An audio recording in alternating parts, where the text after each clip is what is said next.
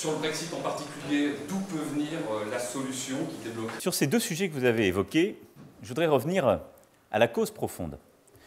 Le Brexit, c'est le choix du peuple britannique. Et c'est un choix d'ailleurs poussé par certains qui prédisaient des solutions faciles. Donc le Brexit, il nous dit une chose, et je respecte pleinement la souveraineté britannique en disant cela. Il nous a démontré que ceux qui expliquent qu'on peut faire facilement sans l'Europe, que ça va très bien se passer, que c'est facile et que ça rapporte beaucoup d'argent, sont des menteurs. C'est le risque de division multiple pour des raisons différentes, avec à chaque fois, au fond, la même ligne. Et Michel Barnier nous a d'ailleurs présenté avec beaucoup de détails et de manière très convaincante comment fonctionnait le backstop dématérialisé, décentralisé avec l'Irlande, c'est-à-dire nous a montré qu'on pouvait de manière simple, respectueuse des citoyens et des entreprises, eh bien, protéger nos frontières et l'intégrité du marché unique, ce qui est une vraie avancée technique permise ces derniers temps. Il a aussi relevé tout ce qui, dans la proposition dite de Chequers, est acceptable pour nous, ce qui est d'ailleurs non négligeable, en matière d'ailleurs de sécurité et sur beaucoup de choses des relations futures.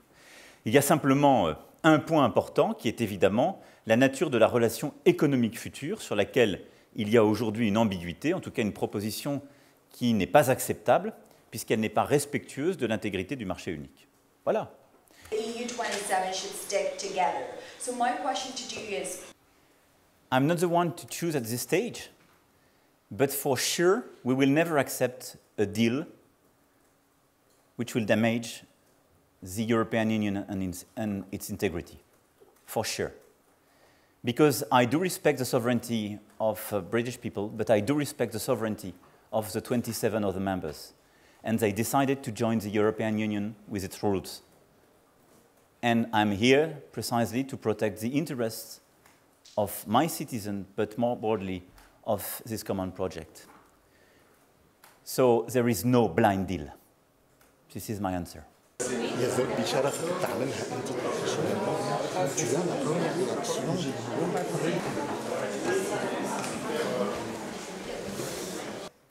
Ce que nous avons proposé à plusieurs États membres, c'est qu'il puisse y avoir une organisation avec des règles européennes, un financement européen et aussi une aide au retour pour ceux qui n'ont pas droit à l'asile qui soit faite. Ce que j'avais pu rappeler au mois de juin, c'est l'importance de ces dispositifs, mais c'est aussi rappeler que ces centres à organiser dans les pays de première arrivée ne sauraient dérogés aux règles élémentaires du droit international et du droit maritime.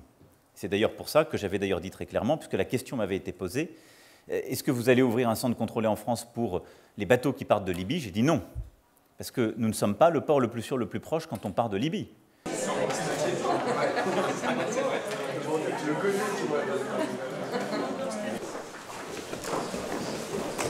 Vous allez bien ?